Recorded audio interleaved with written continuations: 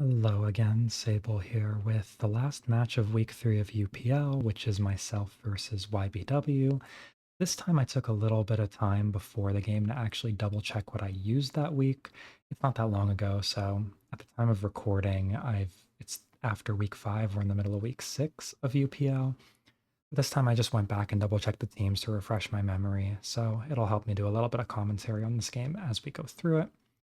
So let's just hop right into game one, and I'll tell you I've got a barrier 2 on this team right away. I can tell you that because I know it's going to be seen at some point. And by some point, I mean right away, because I hard switched it into the lead Mewtwo, expecting it to get T-waved. But YBW going to Chansey instead as I boost up. And going to be back to the Bull, trusting in 55% chance Sing to hit in the first place. Plus, even if it hits, Tauros is the guy that I want going to sleep. But I get a nice slam off. And YBW does get the sleep, which is very lucky for him in this case, because if not, this would have been really, really bad. Not lucky as in like very good RNG, just would have been really bad if it didn't land. And my egg, unfortunately, deciding to throw. But I'm really like looking at this game and going, okay, YBW is going to sack the Chansey to sleep, and my barrier 2 is going to win this if my egg will just not throw the game. I have a couple of boom users on this team, so I'm kind of thinking sleep the Chansey, throw some booms out there, and set it up for the barrier 2 to win. So right to the Mewtwo, trying to bait in YBW's Mewtwo to come in and give me my setup. I'm going to click Amnesia. I'm going to click some barrier so I can't get boomed out because this is probably a lead boom 2. And as I start setting up here, I'm thinking, okay, this is in the bag if I just don't get crit. So more barriers in case I don't get boomed right away. I think YBW should have immediately ripped the boom to get Mew in. I think not doing that is really tough here. So I'm going to go ahead and hit it, just kind of get a little bit of a scout. Does it have soft boiled or not? As I set up with Amnesia to a point that I can beat it. And YBW is going to set up again. And I'm just going to attack here and try not to let it keep setting up. Just in case it has boom. Boom would chunk me for a solid 60 here, and I don't want that. I don't think it's boom here. I think it's mono T-Wave Earthquake, because that's pretty usual for him. So that free is actually a little bit beneficial for him in this case, because I'm pretty sure this Mew did not have boom, so it didn't really have a way to get through my Mewtwo at all, except for lots of crits and para. But the problem is this lead Mewtwo is almost certainly not going to have recover, which means I can just beat it down. I'm going to click a safety recover to try to not get boomed out by a bunch of things in a row. And another barrier so that if I don't get crit, that this does nothing to me. And ultimately now, knowing what YBW brings, a lot of probably going to be a Tauros, an Egg, and a Snorlax in the back. I did not double check what teams we both ran, so I just looked at what I brought. I looked at my pastes. So at this point, though, I am thinking it's going to be physical offense and stuff that gets one-shotted by Ice Beam. And I kind of just sat here stalling it for a bit. And ultimately, at some point, YBW is going to give up and boom this, I am pretty sure. Part of the reason that I'm stalling here is ultimately there's only so much attacking PP, and YBW is giving me no indication at all that he can actually threaten this. And now the indication is this might even have recover as we get here. So it's just good to sit here and stall this out rather than the possibility that it wastes a bunch of my PP. But it is boom in the end. 41% Mewtwo is now in crit range of Tauros, but if I don't get crit once, then I'm pretty safe here. And now this game is already very out of hand. I don't OHKO the Tauros with Ice Beam, but it's pretty hard to win this from here. And the Tauros is probably the thing with the highest crit rate on his team. It's probably going to be two slow guys after that don't have much of a chance. Snorlax here is going to need a very low odds crit to save this game. Just going to boom. And the last is probably going to be Eggy.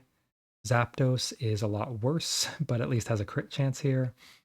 And ultimately, at this point, even if my Mewtwo loses, I'm probably going to win. So, game one, barrier sweep. Very much a call out on some of the stuff that YBW likes to run. And in this case, worked out swimmingly. So, not really much more to say. I won't say too much about the rest of my team because it's pretty hidden, but I did have a couple of boom clickers in there. So, the idea was going to be to boom through some stuff, weaken it, and take the chance to set up Mewtwo and just sweep through. After that Chansey went down, that was pretty much the last threat that I was super worried about. And so this pretty much went according to plan. And we'll get right to game 2. So game 2, here I'll talk about the team more as things get revealed. Just know that I have a lot of intention to get some para out on stuff. And that's why I'm clicking T-Wave turn 1. I have some win cons that really appreciate para spread, and I'm not super worried about getting sleep here. The Snorlax comes in, eats a crit. That's a bit worrying because like Psychic crit could kill it, but I'm just going to slam here, assuming YBW is not going to risk that right away. And now from here, going to catch this up really quickly by hitting a counter. And now this Snorlax isn't much of a threat to me. I'm not 100% sure why he went for self-destruct, I guess to cover for me switching out. But I think he could have just gone for the speed tie. So my Mewtwo comes in, I'm going to Blizzard. My Mewtwo is not the win con on this team, spoiler alert, so I am okay with this trade. This Mewtwo doesn't really need to do much, but the wake up obviously is very favorable for me, makes this a lot better because now I'm going to get to spread more paralysis. So definitely some very favorable luck for me there. That egg is not really a threat to come back in. Gonna keep my Mewtwo unparalyzed for now though, so I can try to threaten Mew more with it and not risk so much of just like letting it set up for free if I'm paralyzed. Throwing out a quick surf and then getting out. I am willing to use Mewtwo to trade for Mewtwo. The fact that it's paralyzed is already very good for what my game plan is here, but this gives me just an extra layer of safety if I remove it entirely. So time for some Amni Blizz shenanigans. And on YBW side, another one of those like me egg X teams. Very common, I think not always the best bring, depending on exactly what you do with your Mew sets and Mewtwo sets. And knowing YBW, he likes a lot of T-Wave Earthquake. So this is going very favorably for me. Like that para is nice to not let my Mewtwo get paralyzed, but ultimately at this point, I think +2 Mewtwo is a big problem for him. Even if that Starmie got the T-Wave, it would have T-Waved and blown up the Mew. So like this is, don't get me wrong, better for me that I'm in this situation where I have this absurd pressure, but I think even without it, the pressure was pretty tough for YBW to stop here. And just going to keep throwing out blizzards and finally boom when I run out. And now that Mewtwo is pretty neutered. So my Mew coming in, willing to look at this as a chance to set up. And of course, I just keep setting up on this and go for game. But it does reveal Reflect, which is a spanner in the works, so I get out to Egg, assuming it's not going to be able to do very much damage. So here I'm thinking it's another one of those like Reflect Mono Slam guys. I click Sleep because I'm not too worried about Mewtwo coming in. And the Egg gets put to sleep. Now I'm just going to Psychic it down. I could switch out and try to set up, which I do here. Now my Mew has Hyper Beam, which kills this, and he does stay in thinking I don't have it. So unfortunately, that bit of bad luck pretty much kills my main win con for this game. So that is sad because I did correctly call it. I have a Dragonite as a bit of a backup para spreader / alternate win con. So now come the wraps, and that Mew, given it's probably mono slam, this Dragonite is still very favored to win. I just need to T-Wave it, not take a 30% body slam para, and this D-Knight should clean up. So as wraps are going, I'm gonna speed it up a little because they can be really slow on slow mode. So wrapping it down, waiting for my chance to T-Wave here. And body slam does paralyze. So I missed the 90% and then I got 30%ed, or this game was pretty much wrapped. Now it's a competitive game at this point, and that's tough, but RBY. I got some good luck earlier with the Mewtwo getting a bunch of free damage on the Starmie and the Mewtwo while things paralyzed over and over. But yeah, so trying to get the Mew in, get a chance to wake it on some para turns. This is not a very threatening Mew. So I'm going to set up on it here, trusting now that it's going to paralyze enough times for me to win, especially with Hyper Beam. Unfortunately for me, immediate para slam kind of takes down my advantage pretty significantly here. That crit does get me a little extra damage, but no such luck here with finishing with Hyper Beam, another Earthquake. So I just need this to get low enough for another Earthquake to take it, or another Hyper Beam, which can take it out from 45 reliably. But enough paralysis happens. I'm faster at this point, so this is still pretty favorable to me, but I just don't get anything in this game, unfortunately. So yeah, I have always thought with RBY and Pokemon in general, like getting bad luck in the late game is a lot more punishing than the early game because you just have less options to play around it. You might have to risk win cons and stuff, but that's the game we play. It didn't work out this time. Ultimately, like running me Ignite like this, I think I had the right idea with the team and sets, but it can go wrong very easily. I mean, you are clicking wrap sometimes, even if this Dragonite is mainly meant to click T-Wave, but things just go downhill after that Hyper Beam miss. And retrospectively, I do think that what I should have done on that turn was switch out and not risk the 10% miss because I could have won the game later anyway. This Mewtwo doesn't have T-Wave, this Mew doesn't have T-Wave. I need one free turn in front of this Mewtwo to set up. And a part of the problem, I think, with what YBW brought here to me is running me egg and this really undamaging Mewtwo and this really undamaging Mew. There's just not a lot of offense behind it. And I think without that like Hyper Beam miss, this team was pretty likely to get cooked. But Pokemon, we're playing Ubers. Sometimes the Mewtwo sweeps, sometimes the Mew sweeps, sometimes things just miss. So at this point, I'm going to put it on fast. I'm just desperately trying to stall out here, but at this point, I know it's over. So I just boom, go to the next game. Why waste our time, right? So 1-1. And now, spoiler alert, in game 3, I am yet again running a barrier 2. I have spotted the weakness in YBW's armor, and I'm just going for it. So, Saigar lead. I know he likes Gengar, so I'm running Psychic Gengar to not play Hypnosis War and just hit it, and that also ensures that it's harder to pivot even if I do lose, but there's decent chances with crits and drops to just win that outright.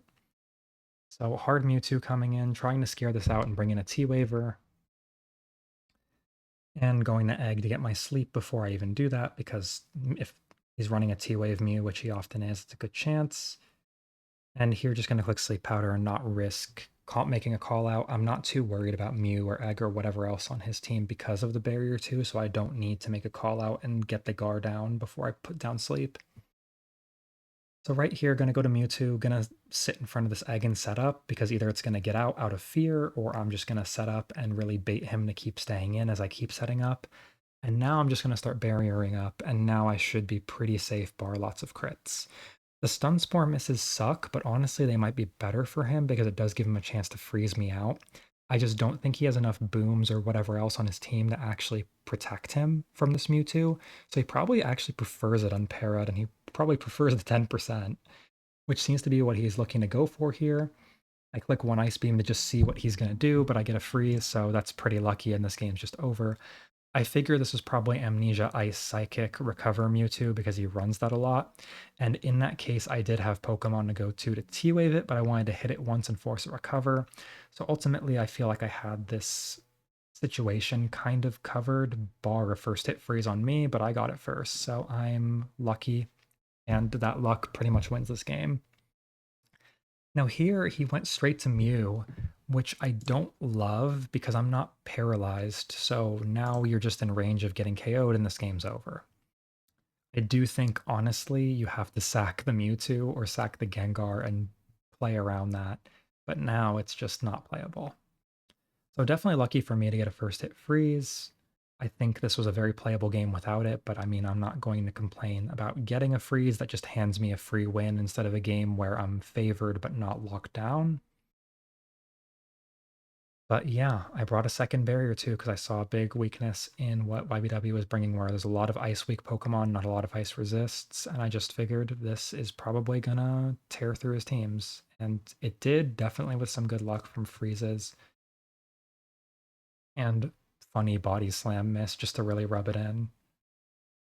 But ultimately, like again, as with the last game, even if the Snorlax crits me out, which it does right here, it doesn't really affect the outcome. I still have 4 more Pokemon in a Sleeping Gengar. So Egg comes in, cleans up, and YBW forfeits. Bit of a sad anticlimactic game 3 to go out on. I think ultimately Barrier 2 just was very strong here. YBW not really bringing any of the stuff that stops Barrier 2 across these games. I don't think there were, yeah, like Starmie in this game too was about the only thing, and this Chansey kind of, but Chansey's so much easier to remove that it almost doesn't count if you're not trying to preserve it, and he did intentionally use it as a sleep sack, so I wouldn't even really count that. So I think there was a bit of a scouting advantage there. I think it really went in my favor because 2 games I only had to reveal 3 of my Pokemon because of the Barrier 2 just did so much work. Game 2 was a much more interesting game. I enjoyed this game a lot more because there was a lot more positioning and maneuvering. But I do think I'm going to go back a little bit. Try to find that turn where I could have just protected the Mew and think about what that might have looked like. So a few more turns before this, right here. So here, this egg wakes up on turn 2. Definitely not the best luck, but I think when it did wake up, I could have just gone to this Starmie. I believe it was Surf Blizz. I can't quite remember what I had in the pace, but I'm pretty sure it was Surf Blizz. So I could have gone to this. Not like Mewtwo can come in unless I'm -1 by Psychic, but even then, pretty tough to recover up with Ice Beam, Psychic, no T-Wave when my Mew can come in and set up again. I think I probably should have gotten out and just waited for a chance for Mew to come in on Mewtwo and set up.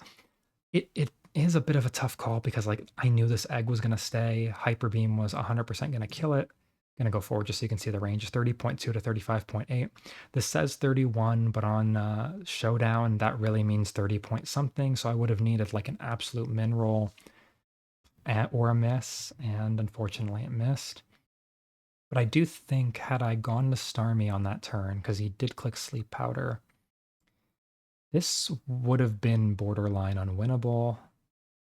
Starmie, like it wouldn't have been very safe to bring Mewtwo into it. I can always click Surf. I really do not care if this booms me. Mew coming in means it gets para'd, and that makes it much harder for YBW to win this. So some mistakes game 2 leading to a game 3, but other than that, Barrier 2 kind of just doing Barrier 2 things, ending these games in 37 and 21 turns.